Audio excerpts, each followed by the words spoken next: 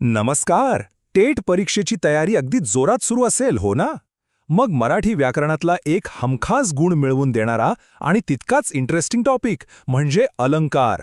चला, आज आपण तोच विषय एकदम सोपा करून समजून घेऊया. अलंकार या शब्दाचा अर्थ आहे दागिना. अगदी सोपा आहे. जसे दागिने घातल्यावर व्यक्तीचं सौंदर्य अजून खुलून दिसतं, अगदी तसंच अलंकार वापरल्यामुळे आपली भाषा जास्त सुंदर, परिणामकारक आणि ऐकायला गोड वाटते. थोडक्यात काय, तर अलंकार हे भाषेचे दागिने आहेत. तर आज आपण काय काय पाहणार आहोत? सगळ्यात आधी अलंकार म्हणजे नेमकं काय ते समजून घेऊ. मग त्याचे मुख्य प्रकार कोणते आहेत म्हणजे शब्दालंकार आणि अर्थालंकार ते बघू. आणि हो, सगळ्यात शेवटी परीक्षेच्या दृष्टीने एक झटपट उजळणीसुद्धा करणार आहोत. चला तर मग सुरुवात करूया. अलंकार म्हणजे नेमकं काय? तर ज्या गुणांमुळे किंवा घटकांमुळे भाषेला एक प्रकारचं सौंदर्य प्राप्त होतं, तिला एक शोभा येते, त्या घटकांनाच आपण अलंकार म्हणतो. आता हा फरक बघा. एक साधं वाक्य आहे, तुझे चालणे मोहक आहे. ठीक आहे, अर्थ कळतो. पण दुसऱ्या वाक्याकडे बघा, चांदणे शिंपित जाशी चालता तू चंचले व वा. ऐकताच आपल्या डोळ्यासमोर एक सुंदर चित्र उभं राहतं, नाही का? हीच तर अलंकाराची खरी जादू आहे. साध्या बोलण्याला एका वेगळ्याच पातळीवर घेऊन जाणं. आता अलंकारांचे प्रामुख्याने दोन मुख्य प्रकार पडतात. आणि कशावरून ठरतात? तर ते अलंकार शब्दांच्या आवाजावर अवलंबून आहेत की त्यांच्या अर्थावर, यावरून. हे बघा, किती सोपं आहे. जेव्हा भाषेचं सौंदर्य शब्दांच्या रचनेवर, अक्षरांच्या नादावर किंवा आवाजावर अवलंबून असतं, तेव्हा त्याला म्हणतात शब्दालंकार. आणि या उलट जेव्हा सौंदर्य हे वाक्यातल्या शब्दांच्या अर्थावर अवलंबून असतं, तेव्हा तो होतो अर्थालंकार. एक कानांना सुखावतो तर दुसरा थेट आपल्या मनाला भिडतो. चला मग आधी शब्दालंकाराबद्दल बोलूया. इथे सगळा भर शब्दांच्या आवाजावर, त्यातून निर्माण होणाऱ्या नादमयतेवर असतो. यातलाच एक महत्त्वाचा आणि परीक्षेला नेहमी विचारला जाणारा प्रकार म्हणजे अनुप्रास अलंकार. अनुप्रास ओळखणं तर सगळ्यात सोपं काम. एखाद्या वाक्यात किंवा कवितेच्या ओळीत जर एकच अक्षर वारंवार येत असेल आणि त्यामुळे एक लय किंवा नाद तयार होत असेल, तर डोळे झाकून समजावं की हा अनुप्रास अलंकार आहे.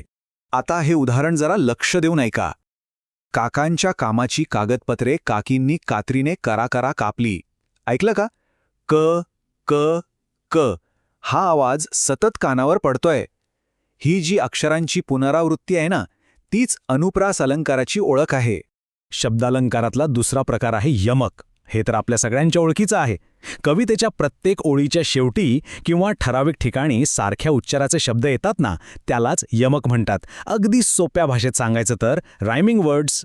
बरं, आता शब्दांच्या नादमय दुनियेतून आपण अर्थाच्या चमत्कृतीकडे जाऊया, म्हणजे अर्थालंकाराकडे. इथे शब्दांच्या आवाजापेक्षा त्यांच्या अर्थामध्ये दडलेल्या सौंदर्यावर लक्ष केंद्रित केलं जातं. अर्थालंकारात खूप प्रकार आहेत, पण परीक्षेच्या दृष्टीने आपण आज दोन अत्यंत महत्त्वाचे प्रकार पाहणार आहोत. एक आहे उत्प्रेक्षा आणि दुसरा आहे रूपक. उत्प्रेक्षा म्हणजे काय?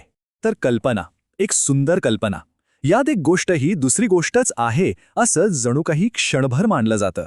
आणि परीक्षेसाठी एक सोपी ट्रिक, वाक्यात जणू, गमे, वाटे, भासे असे शब्द आले की तो उत्प्रेक्षा अलंकार असतो.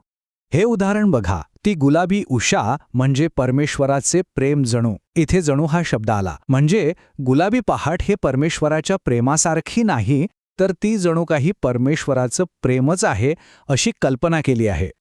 आता रूपक अलंकार हा उत्प्रेक्षेच्या एक पाऊल पुढे आहे. इथे जणू, गमे, सारखे असे कल्पनेचे शब्द नसतात. इथे दोन गोष्टींमध्ये थेट एकरूपता मानलेली असते. त्या दोन गोष्टी वेगळ्या नाहीतच, त्या एकच आहेत असं ठामपणे सांगितलेलं असतं. उदाहरणार्थ, लहान मूल म्हणजे मातीचा गोळा.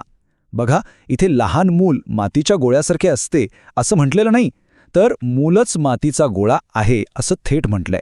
दुसरं उदाहरण, स्वामीची ती दृष्टी अमृताची वृष्टी, म्हणजे ती दृष्टी अमृताची वृष्टीच आहे. ही अशी थेट एकरूपता म्हणजेच रूपक अलंकार. चला, आतापर्यंत जे काही आपण शिकलो ते परीक्षेसाठी एकाच दृष्टिक्षेपात कसं लक्षात ठेवायचं ते पाहूया. ही उजळणी खूपच महत्त्वाची आहे.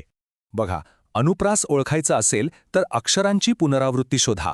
यमक ओळखायचा असेल तर कवितेच्या ओळींच्या शेवटी सारखे शब्द पहा. वाक्यात जणू, गमे, वाटे असे शब्द दिसले की तो उत्प्रेक्षा.